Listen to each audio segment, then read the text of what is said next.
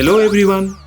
Till now, we have learned a lot of chemistry from chapters like thermodynamics, chemical kinetics, electrochemistry, SPDF block elements, and many more chapters. So, why do you think it is so important to study chemistry in so much of detail? Is it just for the examinations? Well, I wouldn't be asking you this question in the first place if the answer was so simple, right? So what I want all of you to do is to dig deep and think. And while you do so, let me tell you that you are able to perform this very basic act of thinking only because there are thousands of messages which are being passed between nerves of your brain with the help of chemical messengers like acetylcholine and glutamate. What are these chemical messengers acetylcholine and glutamate? Well, they are nothing but chemicals. Even the LCD screen on which right now you are watching me is made up of millions of liquid crystals of organic molecules or minerals. Now, for a moment, even stop watching me. Shift your gaze towards the wall of your room. Notice its color. From where does this color come from? I know all of you will give me the answer that it is because of the paint which is applied on the wall. Now, from where does this paint come from and what is it made of? This paint actually is made up of chemicals. Now, move your attention to the clothes that you're wearing. Touch and feel the fabric. Notice its color. Now, all of you must be thinking that, is it a joke? Why am I asking you to touch and feel your clothes? You obviously know what clothes you're wearing, right? But I'm asking this because your clothes are made up of synthetic fibers and the color of your clothes is due to synthetic dyes. And what are these synthetic fibers and synthetic dyes? Well, both of them are just chemicals. Now, from the color of your clothes, I'm reminded of a distinct pink color of the cotton candy that you have. Do you know from where does this pink color come? Actually, this pink color comes from a pink colored chemical which is added onto the cotton candy while it is spun. But don't worry, you can still have your cotton candy because this pink colored chemical is even safe to eat. Now, after having your cotton candy, you go out for playing and come back home all dirty. What is the first thing that you do? You go for a bath with soap or shampoo, right? So next time when you go for a bath, what I want all of you to do is to just flip the wrapper of the soap or shampoo and try reading its ingredients. I assure you that you will definitely find sodium laureth sulfate written as one of the ingredients. So what is this sodium laureth sulfate? Well, this sodium laureth sulfate is a detergent. And what is a detergent? It is nothing but a chemical. Now, soaps and detergents are not only used for bathing, right? They are also used for washing clothes.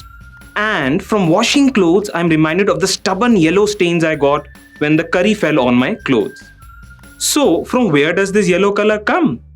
Actually, this yellow color comes from yellow colored chemicals present in turmeric, which was added into the curry. So, in short, chemicals are also present in the food that we eat. Now, I want all of you to pause a little bit and have a look around yourself. Notice the things present in your surroundings. I assure you that most of the things present in your surroundings will contain some amount of plastic. Even the phones that you are using also mostly contain plastic. So, what is this wonder material plastic? Well, actually, plastic is nothing but a polymer of organic molecules. And because of it, it is nothing but a chemical. Now, from non-living things like materials, let's come to living things like our own body. Do you remember the last time when you were suffering from pain and fever? What did the doctor give you? Actually, doctor gave you a tablet of paracetamol. What is this paracetamol? Well, actually, paracetamol is a chemical which was given to you as a medicine. In fact, our complete human body is a producer and storehouse of large number of chemicals like carbohydrates, fats, proteins, lipids, and nucleic acids. In short, everything we wear, we use, we eat, and we experience around ourselves are products of chemicals. So, do you still think we need to study chemistry just for the examinations? Well, the answer is no. We need to study and learn chemistry in order to live our life. So, in this chapter, we will learn how chemistry touches upon and dictates 4 aspects of our lives, namely medicines, food materials, cleansing agents, and dyes. In simpler terms, all the chemistry there is that you will encounter in your everyday life. So now let's start our discussion with one of the greatest gifts of chemistry to mankind, and that is drugs. Yes, you heard me right. I said drugs. So what comes to your mind when you hear the word drugs? Maybe slogans like say no to drugs, drugs are life-threatening, drugs can ruin life, we should stay away from drugs, right? But I would like to remind you, do you remember paracetamol, which helped you to relieve your pain and fever? Even that is a drug. So what are drugs? Are they beneficial to us or are they harmful to us? Well, the answer is both. Confused? Well, let me clear this confusion by defining drugs for you. Drugs basically are chemicals of low molecular masses ranging from 100 to 500 atomic mass units. And when these chemicals or drugs interact with macromolecular targets in our body, a biological response is produced. These macromolecular targets are nothing but biomolecules like proteins, carbohydrates, fats, lipids, and nucleic acids. And when these drugs interact with these macromolecular targets, a biological response is produced. This biological response actually is quite similar to your response when you touch a hot object. So what do you do when you touch a hot object? You immediately withdraw your hand, right? Your hand withdrawal is actually your biological response to the heat that your hand felt. Similarly, the paracetamol which was given to you had a biological response of reducing your pain and fever. Simply stated, biological response is nothing but your body's reaction to the drug that was given to it. So, when a biological response is therapeutic and useful, then such a drug or a chemical is called a medicine. And friends, I would like to tell you that these medicines have wide-scale applicability in the diagnosis, treatment, prevention of deadly diseases like cancer, tuberculosis, and many more.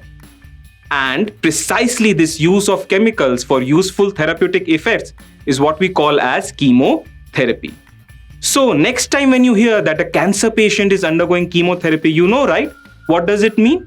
It actually means that medicines are being given to the cancer patient to fight against cancer. So friends, here I would like to highlight an important point.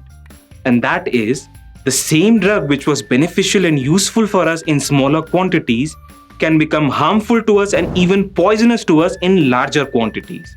For example, the same paracetamol which relieved you of your pain and fever in a smaller quantity, if taken in larger quantity, can lead to liver damage.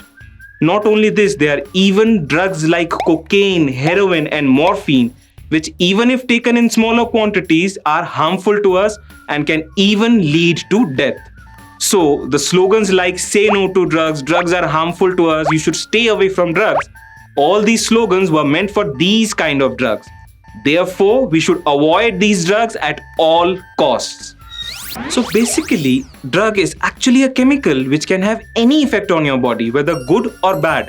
And when this effect is good, such a drug is called a medicine. So all medicines are drugs, but all drugs are not medicines.